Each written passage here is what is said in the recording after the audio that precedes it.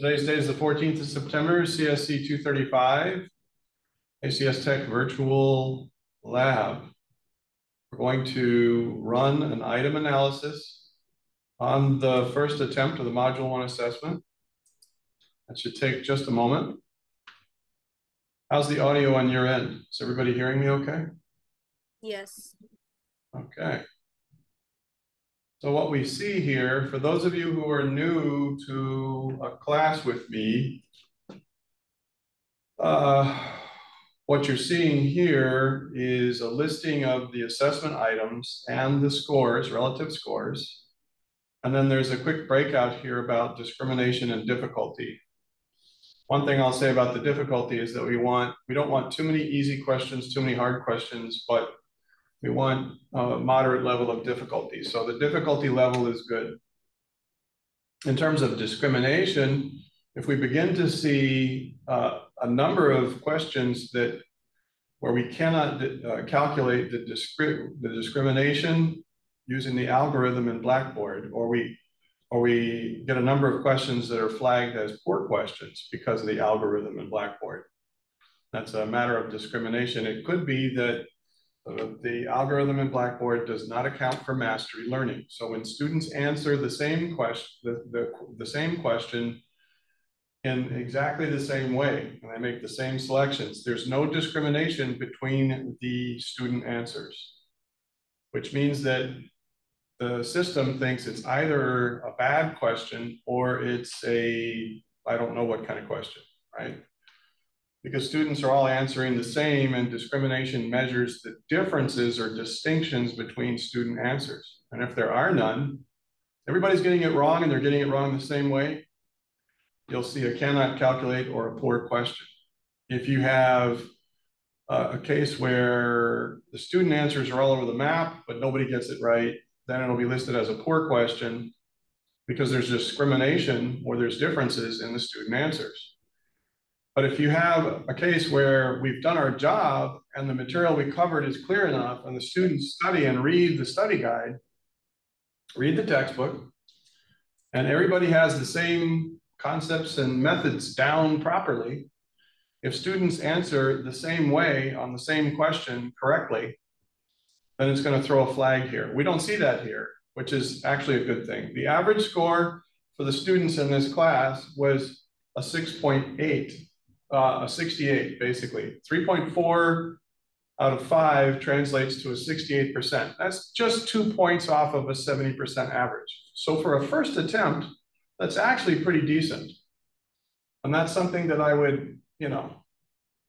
would say is actually tracking pretty well. And, for a first attempt of the first module content, that's not too bad. After we reconcile mistakes and then make a second attempt with the retake, we'll see a dramatically different outcome. And what we should see are much higher scores. So you'll gain more credit when you reconcile your errors. And we'll go through that right now. What I'm going to do at this point is select the average score column to display the lowest average scores for the assessment items. And we'll start with the items that pose the greatest challenge for students and work our way down the screen. Now, when we get to the bottom of the screen, if there's a multiple answer question, those are typically worth a half a point. So these were pretty bad questions. But a multiple choice that's 0.2 for a 0.25 correct score, that means that 4 out of 5 students answered correctly. That's pretty much how you break out the numbers.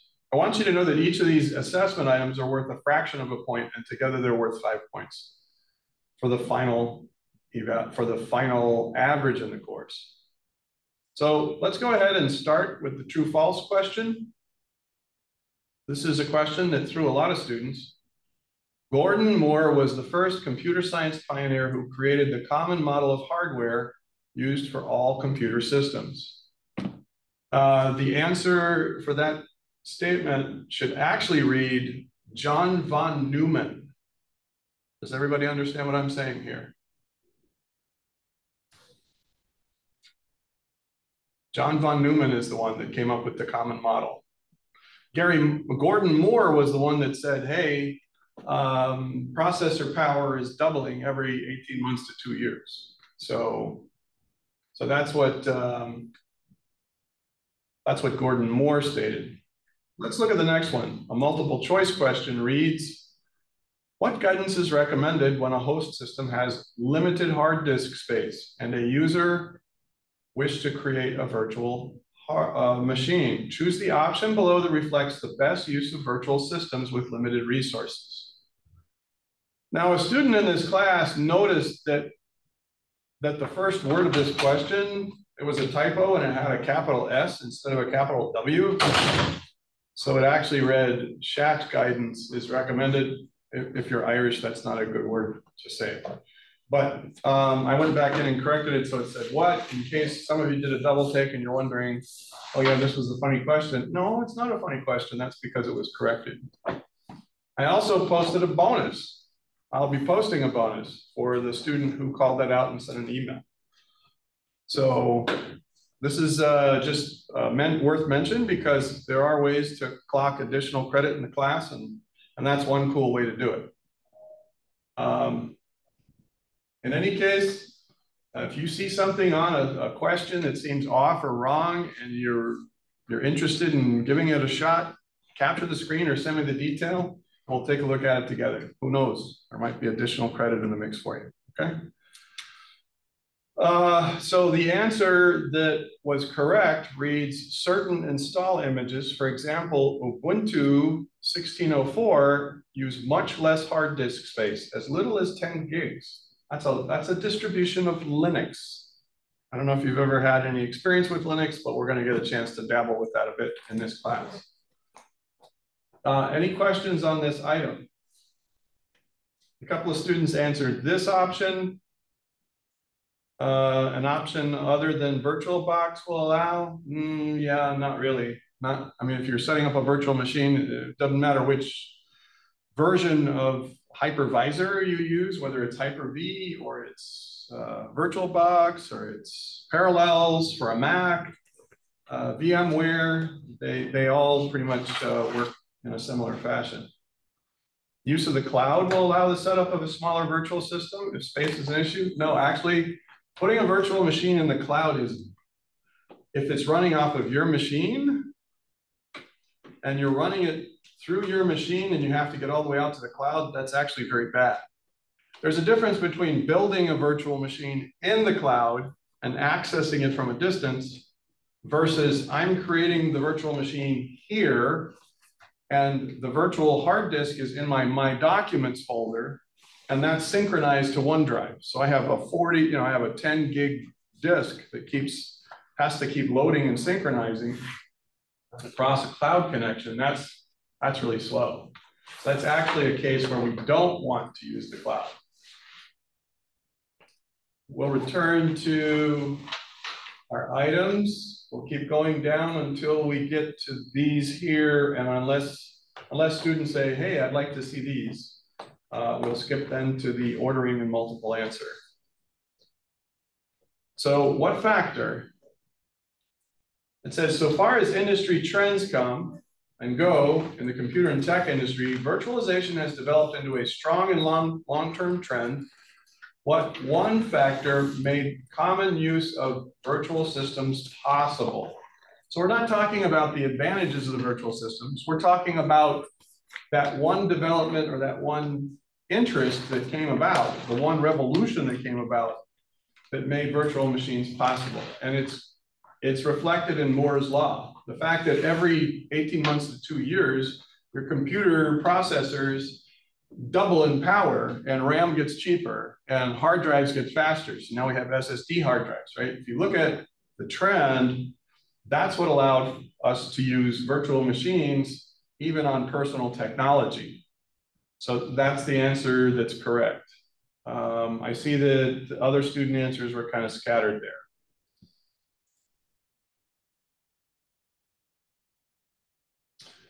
Damage suspected, right? So you suspect there is physical damage to the first hard disk of a host computer that has 4 physical hard disks connected. Now there is one thing in the study guide and elsewhere in other courses where we explain the first device of its kind in a system is always numbered with what value? 0 is correct, okay? You find and start a diagnostic tool that is asking you to select a disk from a list shown. Select the proper choice to run the diagnostic on the correct hard disk. It's disk 0 if it's the first hard disk. Others answered disk 2 or disk 4. Not sure why that would. I'm not sure why those would be answer selections given the criteria in the question, right? So it says first hard disk.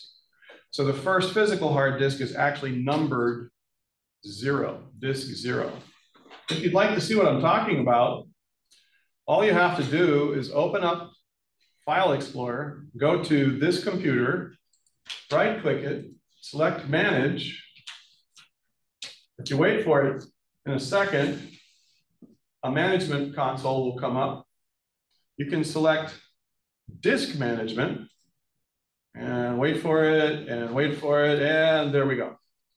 So this is the computer management console, the Microsoft management console called Computer Management.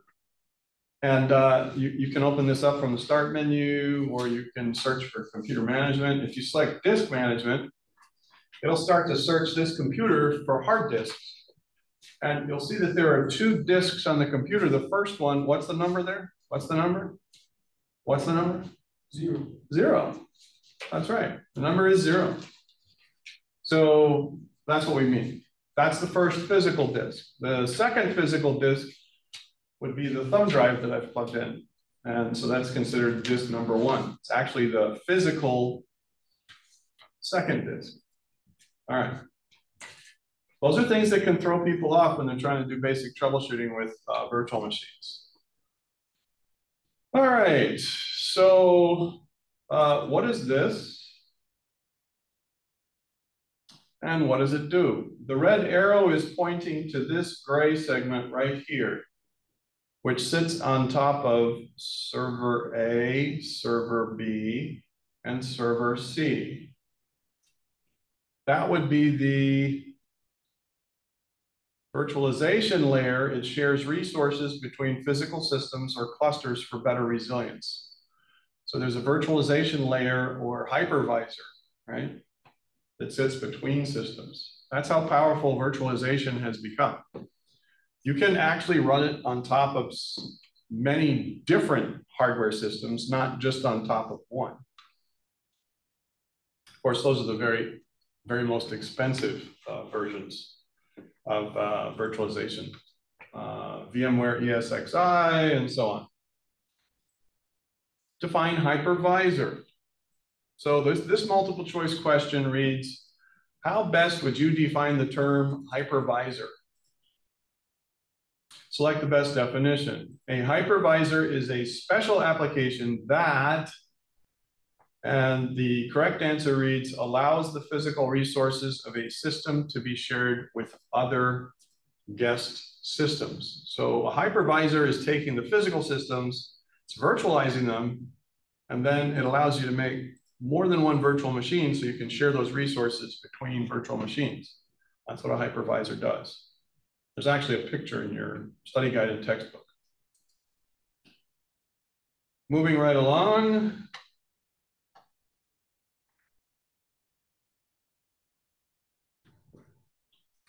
How is a type 1 hypervisor different from a type 2 hypervisor? We covered this in class. The type 1 hypervisor is installed over bare metal directly onto the hardware, and it's more efficient. That's the answer. The other answers are incorrect answers. So when you have a type 1 hypervisor, those are the most expensive hypervisors, the ones that straddle right across all that hardware that we just showed you, right? Those are type 1. Type 2, can you give me an example of a type 2 hypervisor? Can I give you a hint? I mean, I'm just trying to be a little obvious here. Can I give you a hint of a type 2 hypervisor? Oracle VirtualBox is one. How about another one? Oh, I don't know. Let's see if we can open up Control Panel. And then when we open up Control Panel, let's go into Programs and Features. Let's see if we can find another hypervisor on this thing, right? Oh, let's turn Windows features on or off. If this is a professional edition or a corporate edition, and I have the Hyper-V option enabled, that is also a Type 2 hypervisor. And it's made by Microsoft. And it actually runs quite well on Microsoft machines. One of the advantages of having VirtualBox is that it runs on Windows, it runs on Macs, it runs on Linux, right? They have versions that run on Unix from a long, long time ago. But anyway, there you have it. Any questions about Type 1, Type 2 hypervisors?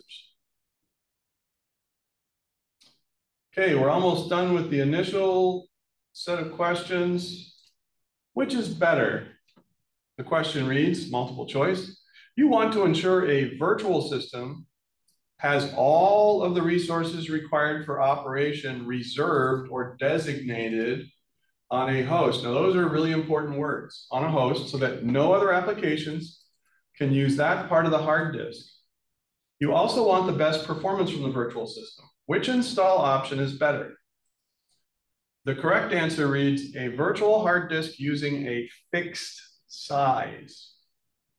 So when you're setting up a hard disk in the VirtualBox environment, you'll see an option for dynamic versus fixed. If you want this thing to run well and have performance because it's doing something important in your network, then you want to use fixed, okay?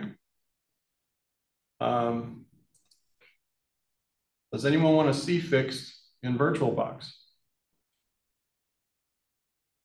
Any takers? Okay, we did have a student or two get this true, false, incorrect. It says, true or false, you cannot give what you do not have. One important limitation of the virtual system use is that you cannot configure a virtual machine that has more resources than the physical hardware that's on the box, the actual physical box. And that is a true answer, right? Does anyone want to see these other questions, or can we jump down to the ordering and multiple answers? Because these are the tough ones. Anyone? Okay, I'm just gonna do this to update my roster. I'm not doing. I'm not on the roster. I'm just watching it. You're not on the roster? Well, not on the. Okay, that's really good that you mentioned something. So what I'm going to do is save as, and I'm going to say 14 September, including benign. How's that? All right, let's look at our ordering option. When optimizing personal technology, now you have to do the assignment to know this. So I'm going to be able to tell right from the answers students are selecting whether or not they actually did that whole process, right? So it says, when optimizing personal technology for virtual systems, there are certain tasks that must be performed in a given order, or the prospects for a good result are greatly reduced. Arrange the tasks below in their correct order. The first step is to download all system updates. Okay. Now that includes application updates, not just system updates, driver updates, BIOS updates, all the updates. Okay.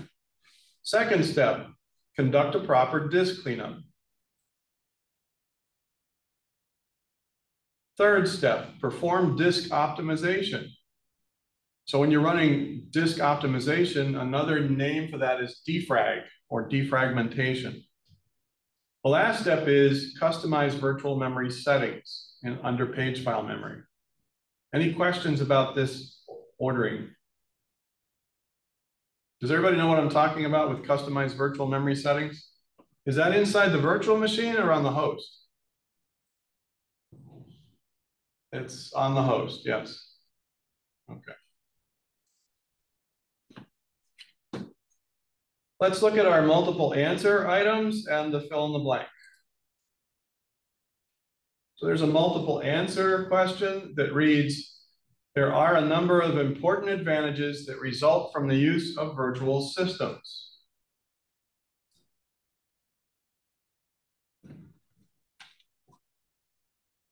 Select the options below that best reflect the advantages discussed by the textbook author. Well, there were three in particular. Virtual systems reduce the cost to operate more systems. They simplify computer hardware management, and they're more resilient. You get better backups. Now, there are two other answers. One reads, virtual systems can execute more work than physical host can itself. No, that's not true. A virtual machine is going to have less resources than the physical machine. So most often the physical machine can actually compute those things better. Virtual system trials require nothing to implement. No, it does require time. It does require effort. You can get free or open source versions, but that doesn't mean that there's no time or effort, okay? If free means there is no time, there is no effort, there is no money involved. You just wiggle your nose or do like this and blink, or, you know, one of those witch and warlock genie kinds of stunts, right? Now, with multiple answer, here's a word of caution. If you don't know the answer and you just check them all, if you select an answer that you should not have, it'll actually take off points. So you have to pick these three to get full credit on the item. But if you pick both of the incorrect ones, it's zeroed out. Half the credit is gone with this one and the other half. So if you don't know the answers for a multi-answer item, don't select it. And certainly don't just select them all and say, oh, screw this, I don't know what it is. I'm just going to check them all, because basically the credit will cancel out the penalties for selecting incorrect answers. Any questions on our first multiple answer item? Here's the second multiple answer item. It reads, VirtualBox is distinctly different from other virtual solutions. Select the answer below to correctly reflect these differences. It can operate on more host systems than any other virtual solution. We just said that. Windows, Macs, Linux, Unix, doesn't matter. You can run VirtualBox on all of that. It uses the host operating system as the hypervisor for guest virtual systems.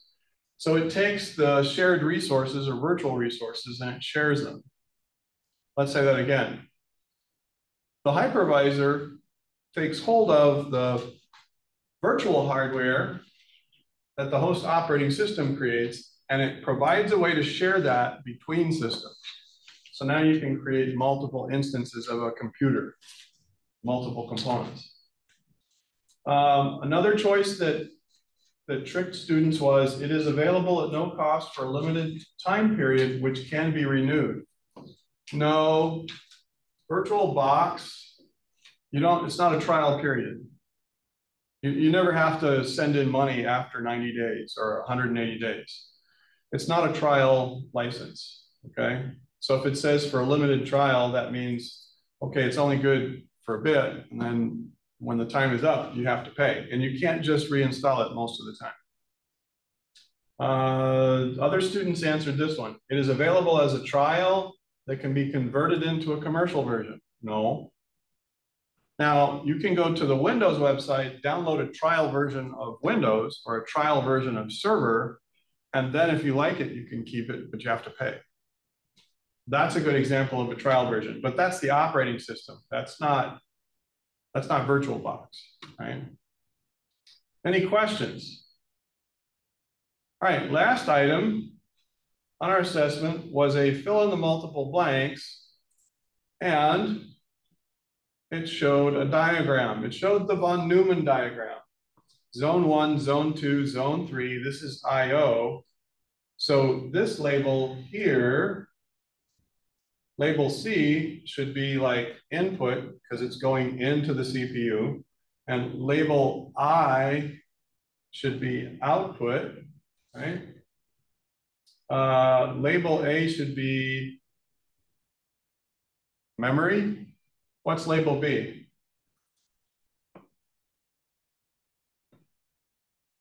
What is this piece right here? The central processing unit, CPU, right? This is data and instructions. This is the arithmetic logic unit, ALU. This is the cache memory or static memory. It's a cache. And then the other one is a controller or control, right? It's the control component. So basically all you do is enter those. And these are the answers, right? So if you typed anything like that, now if you put out and then space put, and instead of output is one word and you didn't get credit, let me know. If you put in space put and didn't have input as a single word and failed to receive credit, let me know. Or if you put ALU instead of arithmetic logic unit and didn't get credit, let me know. And we'll go ahead and tweak those. More than half the students were able to fill in correct blanks. So that's pretty good for that item. It's a tough one. All right, so at this point, what we'll do is conclude our item analysis. And what I'd like to do is explain what you do for reconciliation. When you reconcile a mistake, let's pretend that we're looking at this item. And let's pretend that you chose this answer instead of the correct answer. What we want you to do is to read the question, then open a Word document, type the words of the question in your own words. Avoid copy and paste. And then type the words of the correct answer. Certain install images like Ubuntu will take as little as 10 gigs. You don't have to type out verbatim every little letter. Now, I will say this. In some of my classes, students go ahead and copy and paste anyway. And when they're reconciling their mistakes, they don't really gain the advantage of the reconciliation, because if you copy and paste, that's more of a mouse click that you repeat over and over again. And all your brain knows is that you had to click a mouse. But if you type out the words of the question, or use your own words because it's shorter, and then you type out the words of the correct answer, then those will stick and you'll remember them when it comes time to the final assessment retake, final attempt. Does anyone have any questions before we clear this? So what I'll do is I will open this up and I will copy in here the reconciliation.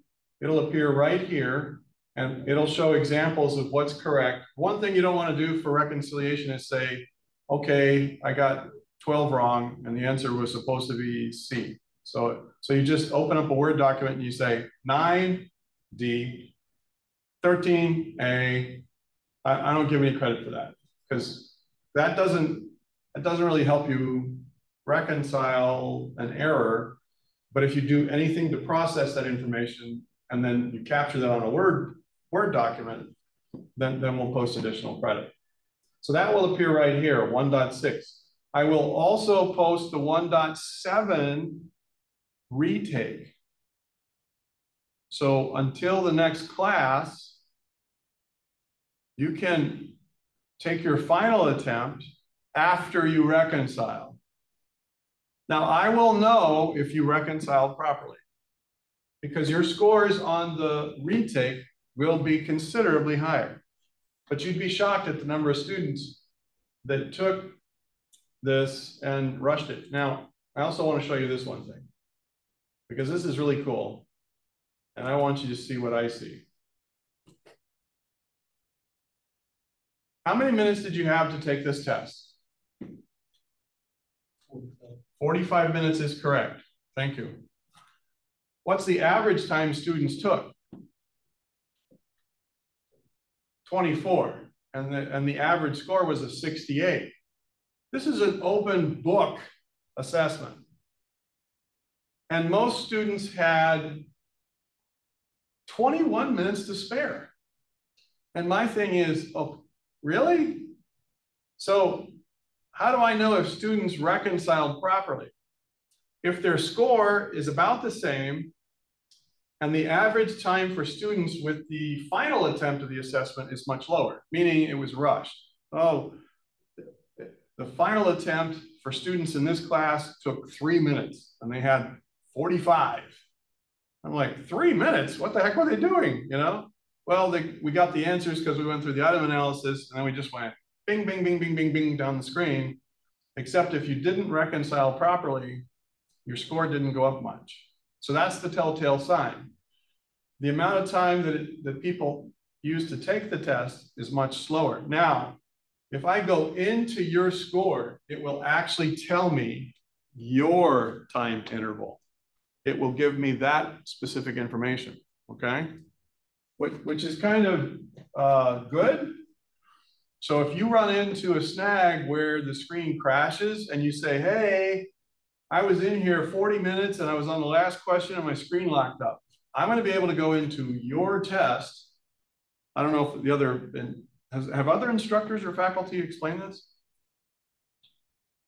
So I'll get an email and they'll go, oh yeah, I was only in there for like 3 minutes and then, you know, the screen crashed and I want you to reset it. And I go in there and it's like, no, they took 42 minutes out of 45 and they got a lot wrong, but they were in there a long time.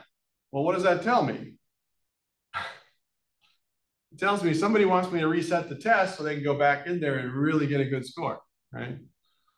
So I want you to be aware that in these systems, they have logs and stuff, right? So you should know how that works. And yeah, now all of the question orders, the order of the questions is scrambled between students and the answers for each assessment item are scrambled between students. So if a student calls up and it's like, okay, I want to call a landline because, you know, my guy, he's really sharp in computer science.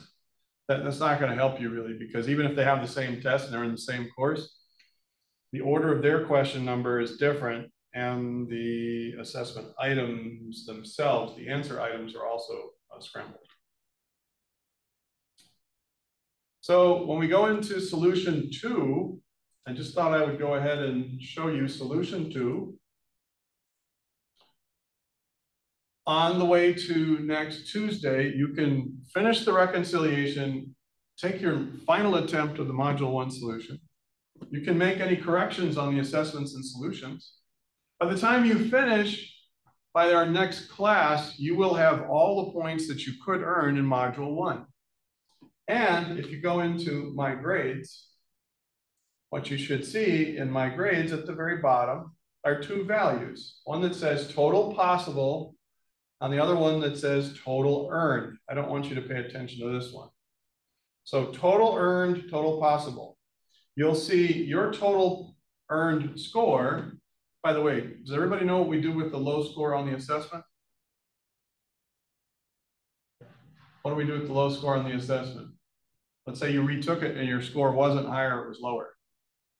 Do you get to keep the lower score that you just took? Do you get to keep the higher score or the lower score? Which do you keep on the retake for your assessment? The higher. Yeah, you always get the higher score. So if the retake, if the second attempt is higher, great. And the reconciliation credit is added to that, right? So you'll see total possible. So if you take total earned in whole numbers, divide by total possible in whole numbers, you'll get a decimal that you can convert into a percentage. Let's see how this works. Let's say you're supposed to have a total possible of 20 points. And over here, it'll show 20, not the 80. That's a different thing. Don't pay attention to that. There'll be another number here that shows like 20. And if you had a total earned of 18, then I take 18, and I divide by 20, and I multiply by 100, and that gives me a 90%. So I know I'm getting a 90% in the course. So this year, you'll get your grades back sooner. You'll be able to tell what your average is in the course at any given time. That's pretty cool. But we do have tighter deadlines. I did have a student or two say, can I please take the assessment, even though I missed it? And my answer in the other class was, we just went over all the items. Let me see if I get this right. I just recorded a review of all the items and their correct answers with everyone in the class, and that's now on YouTube. And you want me to let you come in to the same assessment after that YouTube is out there, and now it's okay for you to take it. I said, no, that can't work, right? But what you can do is you can take the final attempt, study extra hard, and then reconcile, use the reconciliation to correct any errors that you had on your final retake, right? Even though you only had one shot. It's always better to have a second shot, even if you're rushed, even if you have 10 minutes left and you forgot, even if you overslept, right? You have 10 minutes left. You should do what you can on the first attempt, then learn how your comprehension is, and then go back and hit the second one. So that's what I'm going to do now, and I'm closing out the class. Does anybody have any questions, given the information we have presented? Does anyone have any? So between now and next Thursday, you can start reading in the references, right? The study guide and the other.